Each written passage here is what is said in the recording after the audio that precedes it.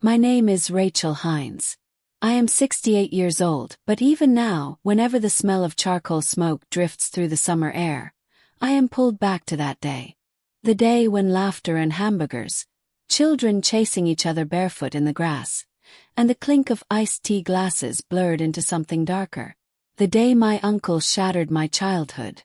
It was a family barbecue, the kind we had every summer in my grandmother's backyard.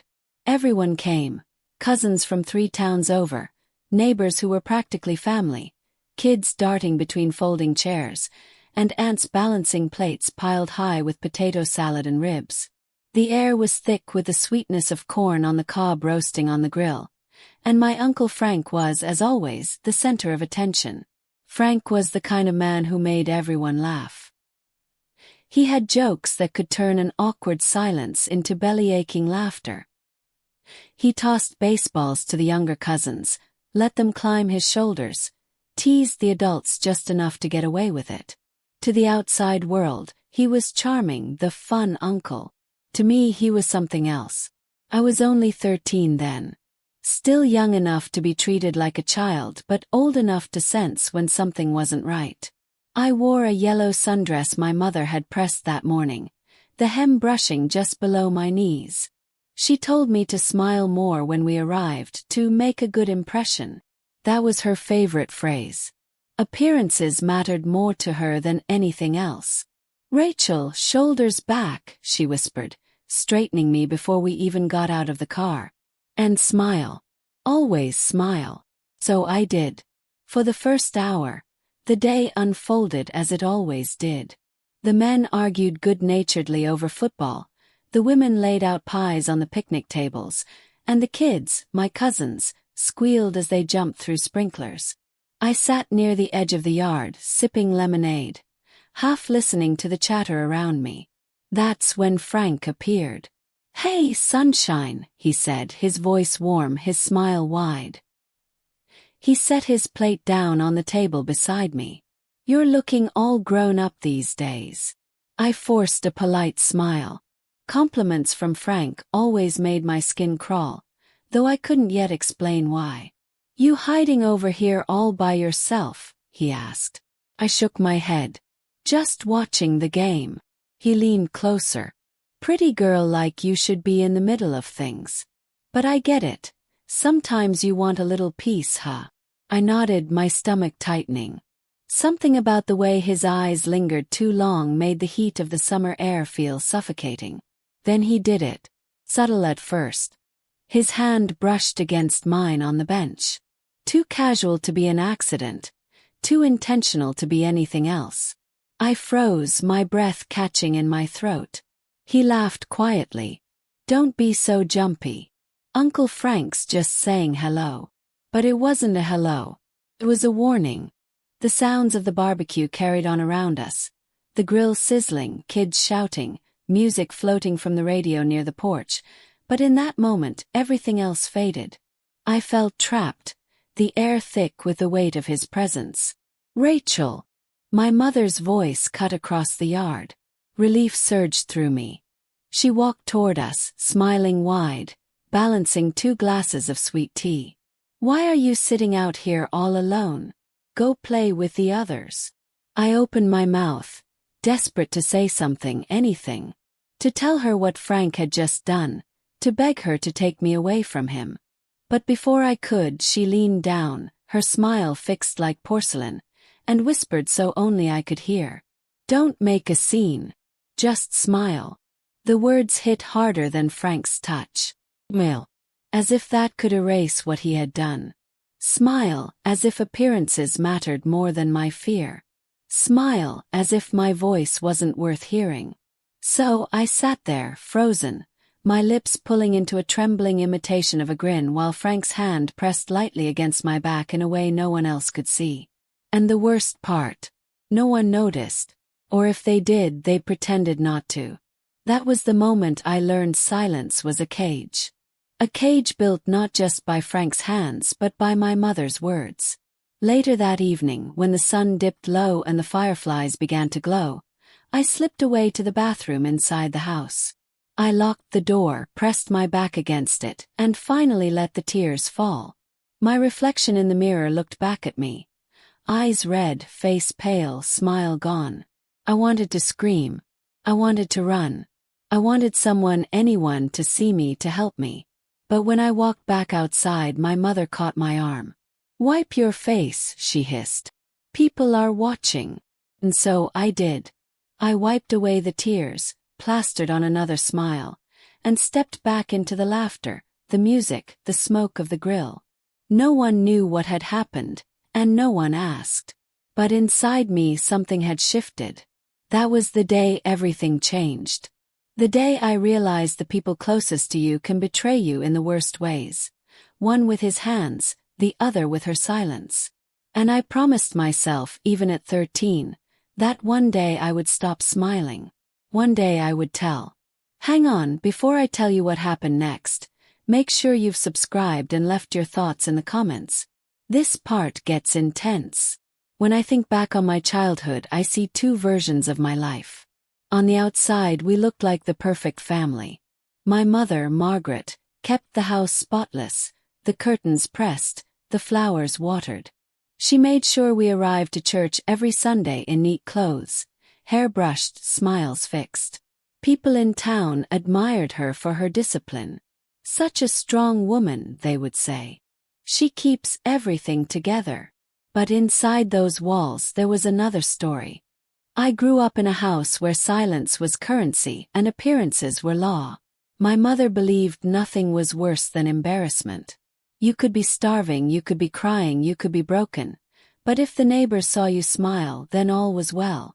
"Never let people see weakness," she would whisper when I was small. "Hines women endure. Hines women don't complain." I tried to live up to that. I really did. But even as a child, it felt like a mask I could never remove. My father had died when I was 6, and from that point on it was just me, my mother, and the constant orbit of extended family. My Uncle Frank, my father's younger brother, was always around, fixing the car, helping with the lawn, bringing groceries. At first, I thought he was stepping in to fill the hole my father left. My mother seemed grateful for him. "Your uncle is a good man," she told me once. "You should be thankful we have him." And so I was. As a little girl, I looked up to Frank. He was the one who tossed me into the air at family picnics, the one who bought me ice cream when my mother scolded me too harshly, the one who called me sunshine. For years I believed his charm, thought he cared. But there were moments, small ones, easy to dismiss, when something in his smile made my stomach twist. Like the time I was 9 and he let his hand linger on my shoulder too long while he praised how pretty I looked in my new dress. Or when I was 11 and he cornered me in the hallway after dinner, his breath warm with beer, telling me I was growing up too fast. Each time I tried to tell myself I was imagining it. After all, everyone else adored him. My cousins called him the fun uncle. My mother told me I was lucky to have him. Who was I to doubt her? But the cracks were there. I remember one night at 12 years old, lying in bed, hearing voices in the kitchen. My mother and Frank. He was laughing, saying something I couldn't catch, and then her voice, low and firm. "Don't you dare ruin this family, Frank." I froze in my bed, heart racing. What did she mean? What had he done? The next morning I asked her about it. She brushed me off. "You must have been dreaming," she said. "Don't invent stories." That became her refrain whenever I noticed something that didn't fit the picture she wanted to show the world. Don't invent stories. Don't exaggerate. Don't embarrass me. The truth was buried beneath layers of denial, wrapped in smiles and polite nods. Looking back, I see it clearly. She knew. She must have known something wasn't right. She saw the way he looked at me. She heard the things he said. But instead of protecting me, she chose the mask. He chose silence. He chose him. And so the cracks widened. At family gatherings, I began to dread his presence. The way he leaned too close. The way his compliments carried weight no one else seemed to notice. I told myself I was being dramatic. After all, everyone laughed at his jokes. Everyone trusted him. But inside I felt the ground shifting. I felt the warning signs growing louder. Then came the summer of the barbecue. By then I was 13, caught between childhood and womanhood, still craving my mother's protection but already realizing she would never give it. I dressed carefully that morning, trying to be invisible in my yellow sundress. But my mother had pressed it, made me wear it, telling me it made me look bright. I didn't want to be bright. I wanted to disappear. And when Frank sat beside me on that bench, when his hand brushed mine and my stomach clenched with dread, I knew the cracks had become a chasm. But the deepest cut wasn't Frank's touch. It was my mother's words, whispered through her clenched smile. "Don't make a scene." Just smile. That was the moment I understood the truth of my family. It wasn't just Frank who betrayed me. It was her too. Before we move on, take a second to hit subscribe and drop a comment. I'd love to hear what you think so far. The memory of that afternoon clings to me like smoke. I can still hear the laughter, still smell the grilled corn and barbecue sauce, still feel the sticky summer heat pressing against my skin. It was a day meant for joy, for family, for connection. Instead, it became the day my childhood ended. It happened in pieces, as betrayal always does. Not in one blow, but in small steps that, once crossed, could never be undone. The yard was alive with noise. My cousins shrieked as they ran through sprinklers, droplets glittering like diamonds in the sun. My uncles shouted over a game of horseshoes, their voices carrying across the grass. My mother balanced plates in her hands, fussing at my aunt about whether the potato salad had enough salt. To anyone watching, it was just another family barbecue. But I wasn't watching the horseshoes or the kids. I was watching Frank. He had a way of moving through a crowd like he owned it. Slapping backs, cracking jokes, stealing bites of food from plates and getting away with it. People adored him. When he laughed, others laughed too, even if the joke wasn't funny. He was magnetic. And he used that magnetism like a weapon. He spotted me sitting on the wooden bench near the tree line and came over, carrying a fresh drink in his hand. His smile was wide, practiced. "There's my sunshine," he said, lowering himself beside me. His arm brushed mine as if he had every right to sit so close. "You hiding from me?" I shook my head. "Just sitting." My voice was quiet, careful. He leaned in, his breath thick with beer and barbecue. "Pretty dress," he murmured. His hand reached to smooth the fabric near my knee. Too casual, too practiced. Flinch. My whole body stiffened. But when I glanced across the yard, no one saw. No one ever saw. "Uncle Frank," I whispered, my voice cracking. "Please don't." He chuckled softly. "Don't what?" "I'm just being nice." The air thickened. My pulse pounded in my ears. Then, as if summoned by fate, my mother appeared. She carried a tray of sweet tea, her smile bright, her voice sugary for the crowd around us. "Rachel, why are you sitting out here like a lump? Go mingle." I opened my mouth. My throat burned with words I had never dared to speak. "Mama, help me." "Mama." But she leaned down, close enough that only I could hear her. Her whisper was sharp as glass. "Don't embarrass me. Smile." Then she straightened, her smile fixed, and walked back into the throng as though she hadn't just condemned me to silence. My heart broke in that instant. More than Frank's touch, more than his words, it was hers that gutted me. My mother had seen the fear in my eyes, and she chose the mask instead of me. The rest unfolded in shadows.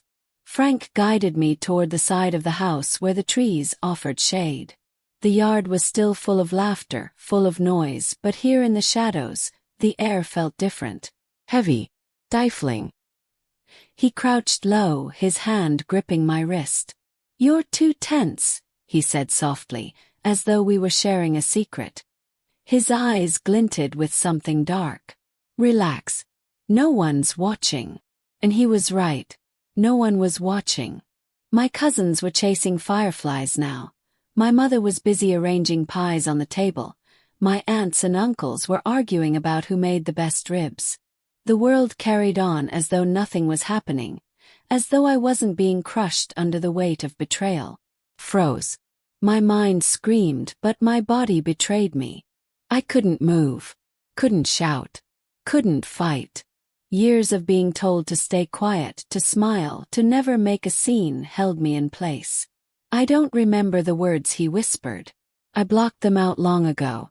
What I do remember is the sound of the cicadas buzzing, the stickiness of sap beneath my palm as I pressed it against the tree trunk, the burn of tears on my cheeks. And when it was over, he pulled away, straightened his shirt, and gave me a pat on the head like I was still a little girl. "Good girl," he muttered. Then he walked back into the yard, laughing loudly, calling for another beer, blending seamlessly back into the party. I stayed in the shadows, my body shaking, my stomach twisting. My heart pounded so hard I thought it might break through my chest. I wanted to scream, but my voice felt trapped in a cage I couldn't unlock. When I finally gathered the courage to walk back into the yard, I tried to find my mother. She was at the dessert table, arranging slices of pie.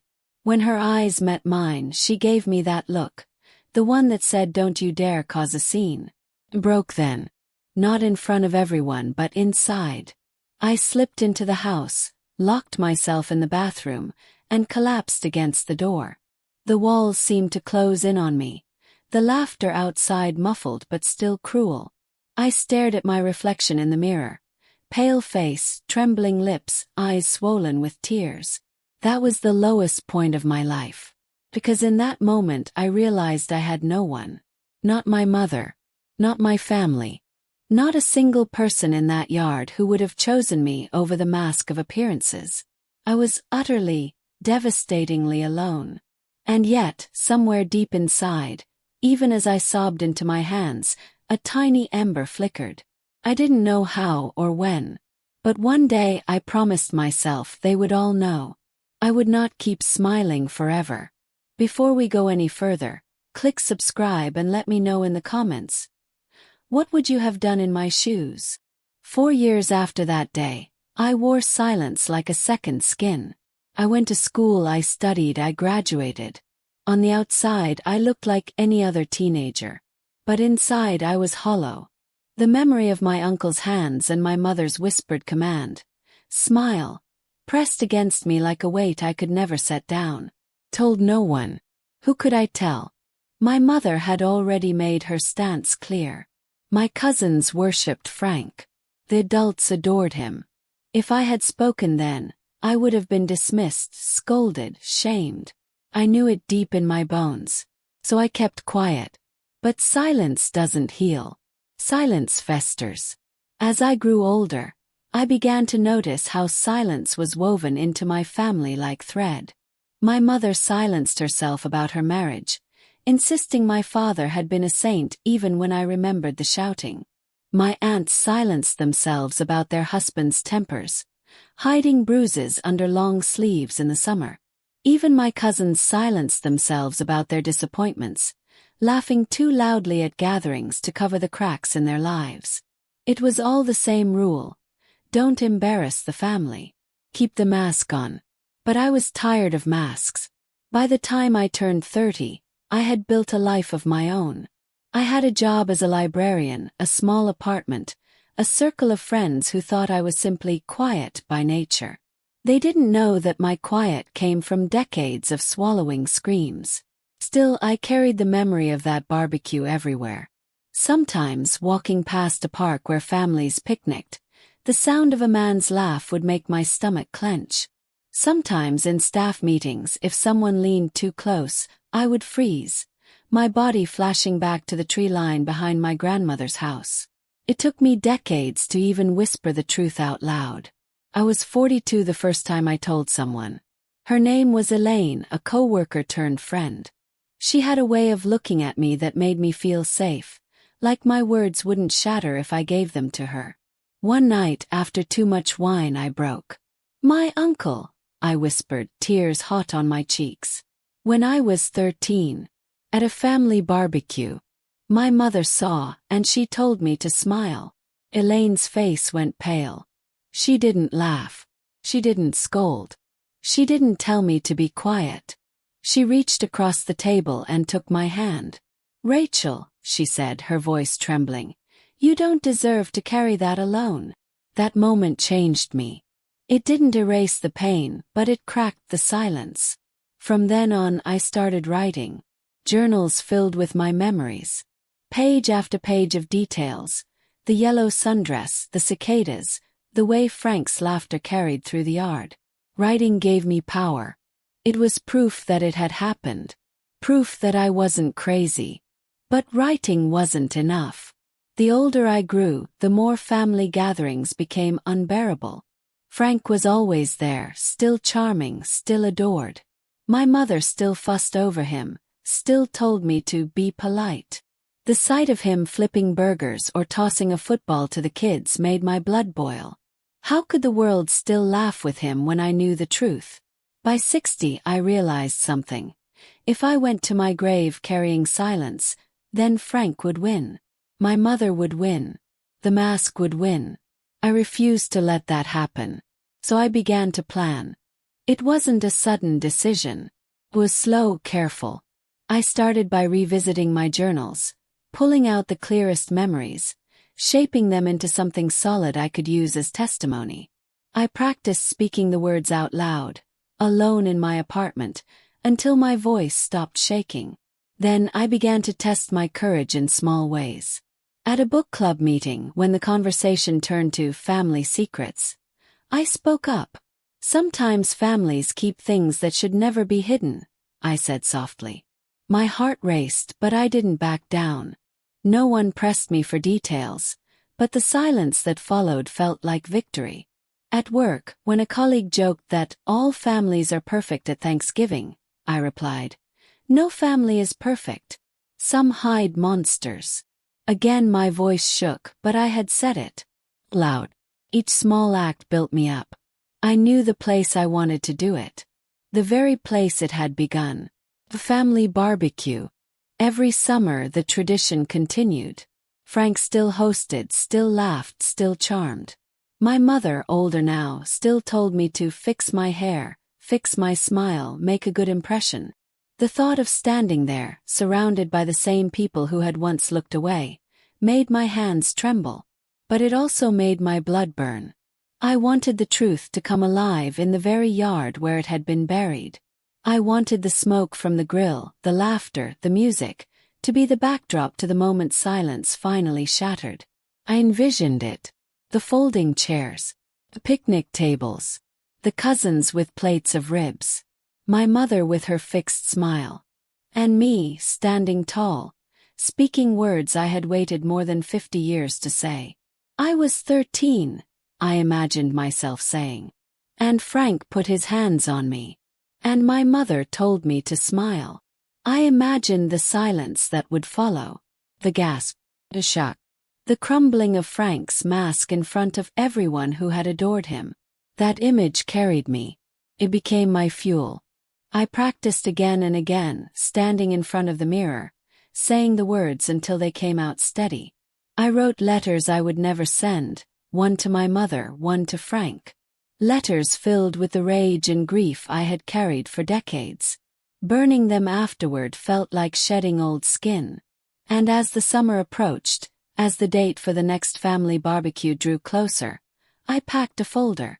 Inside I placed copies of my journals, a photograph of myself at 13 in the yellow sundress, and a statement I had written in bold letters. It began, "My name is Rachel Hines, and this is my truth." The night before the barbecue, I sat awake in bed, staring at the ceiling, my heart racing. I thought of the 13-year-old me, hiding in the bathroom, crying silently into my hands. I thought of how she had promised herself one day she would tell. And I whispered into the dark, "Tomorrow, I'll keep that promise." Before we move on, take a second to hit subscribe and drop a comment. I'd love to hear what you think so far. The morning of the barbecue arrived warm and cloudless, the kind of day that makes everything look softer than it is. I drove with the windows cracked and my folder buckled into the passenger seat like a fragile passenger. Inside were copies of my journal pages, a photograph of me at 13 in the yellow sundress, and a short statement I had practiced until my voice could carry it without shaking. I parked 2 houses down from my cousin's place and sat for a minute with my hands on the wheel. The smells of charcoal and cut grass already rode the air. Laughter floated from the backyard, the easy kind that had always felt like a locked door to me. I closed my eyes and pictured the girl in the bathroom half a century ago, palms pressed to her mouth to keep the sobs quiet. I told her what I had promised in the dark the night before. I will not smile today. I will speak. The yard looked the same as it always did on these days. Folding chairs around plastic tables. Pies under mesh covers. A cooler big enough to bathe a dog in. Children with red knees tearing across the lawn. A radio near the porch fighting with the sound of the grill. I could have walked blind to any of it and known where it all stood. Then I saw him. Frank stood by the grill with tongs in his hand and a towel over his shoulder, laughing big and loud. He had gone gray, but the old swagger still sat on him like a jacket he would never remove. He flipped a rack of ribs and shouted for someone to bring more plates. People moved when he asked. They always had. My mother sat near the porch with my aunts, a paper cup balanced on one knee. Her posture straight as a ruler despite her years. When her eyes found me, they ran down my dress, my hair, my shoes, checking for mistakes. Then she smiled a smile that belonged to the neighbors more than to me and motioned for me to come over. I did not. I walked to the picnic table where someone had set up a wobbly microphone for announcements and toasts. A small speaker sat beside it, the kind of thing cousins used later for karaoke when the sun dropped and the fireflies came out. On another day, I would have waited until dessert, until people were drowsy and easy. Today I needed them awake. I tapped the microphone, popped once, then hummed. The sound turned heads. Conversations paused. Someone told the kids to give the grown-ups a minute. The radio lowered. I took a breath and let it out. My name is Rachel Hines. Silence spread like shade. Before anyone could clap or tease me for sounding formal, I kept going.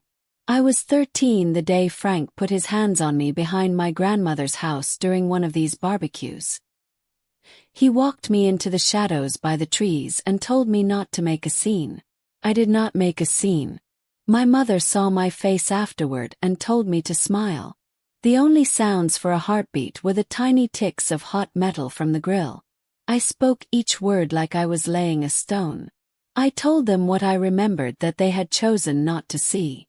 The bench under the tree line. The cicadas buzzing like a current in the leaves. The sap sticky beneath my palm. The way my knees shook. The way laughter from the yard went on and on while I learned what it meant to be alone. I did not describe more than that. I did not need to. The weight of it lived in the space between the words. Someone in the back whispered no. Another voice answered yes, but barely, like a breath. Frank let the tongs fall. They bounced once against the grill and clattered to the ground. He took 2 steps toward me, color high in his cheeks. His mouth shaped a laugh that did not come. Then he found his old tricks. "This is a misunderstanding," he said. "You know how kids are. Memories get mixed up. I've always loved this family. I've always taken care of you." "You took care of the mask," I said. "Not me." My mother stood, paper cup tilting in her hand. "Rachel, please. Think about what you are saying. This is not the place. We can talk later." There was no later for 13. There is only now for 4th 8, I said. I lifted the folder and set the photograph on the table for everyone to see. In it, a girl in a yellow sundress squinted toward the sun, shoulders a little hunched like she was already trying to make herself smaller. Beside it, I laid a page from my journal, the date at the top in my careful hand, the words plain and steady. I am not here to argue details with a man who built his life on being charming. I am here to break a rule that hurt me. I will not be quiet because someone told me smiling looks better. Faces shifted. Cousin faces I had watched age like trees. Neighbors who had eaten off our paper plates for decades. Some looked down. Some looked at Frank and then at their hands. One of my aunts lifted her fingers to her mouth and kept them there, like she had finally figured out what that itch on the back of her tongue had been for years. A cousin about my age spoke up, his voice rough. I remember, he said. I remember you disappeared that day and came back with red eyes. I asked you if you were sick. You shook your head and your mother told me to fetch more ice. I remember that. The air changed. Frank's eyes jumped from face to face, looking for a rescue that was not coming. His laugh crashed when it hit the quiet. He pointed at my folder. Anyone can write anything in a book. She is making people look at me different. This is poison. This is nothing. It is not nothing, I said. It is my life. It is what happened in the house and in this yard. If this makes people look at you different, that belongs to you, not to me. My mother found the center of the yard and lifted her chin like she used to before she told us to straighten in our pew. Rachel, think of the family. Think of what this will do to your cousins, to their children. I thought of 13. I thought of smiling for a table that had already decided not to see. I thought of how many girls and boys learn to carry silence like luggage that is not theirs. I am thinking of the family, I said. That is why I am saying it out loud where they can hear. A girl near the swing set reached for her mother's hand. Her mother pulled her close and did not let go. I did not shout. I did not cry. I read the short statement I had written for this day, the one I had practiced into the mirror until my voice stopped breaking. I said the date.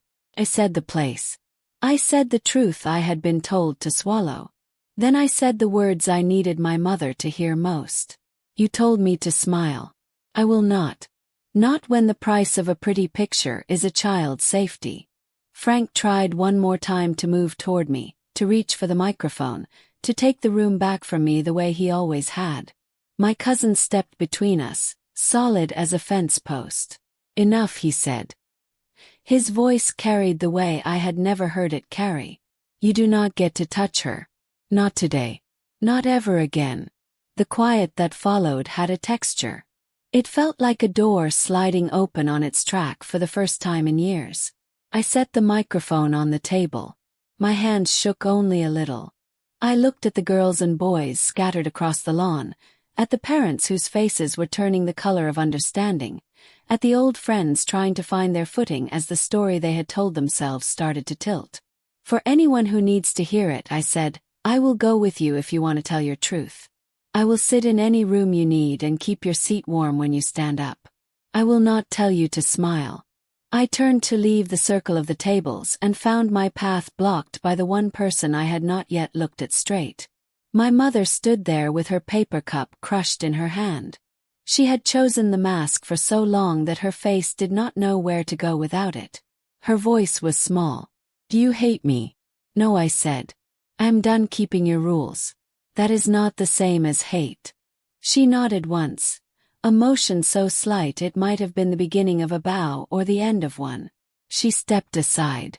The barbecue did not resume like a record picking up the groove after a scratch. People did not rush to fill the quiet. The grill hissed alone. The radio had a person behind it and that person forgot to turn the volume up again. Small groups gathered, but their voices were low, not to hide anything, but because they were figuring out how to say different words.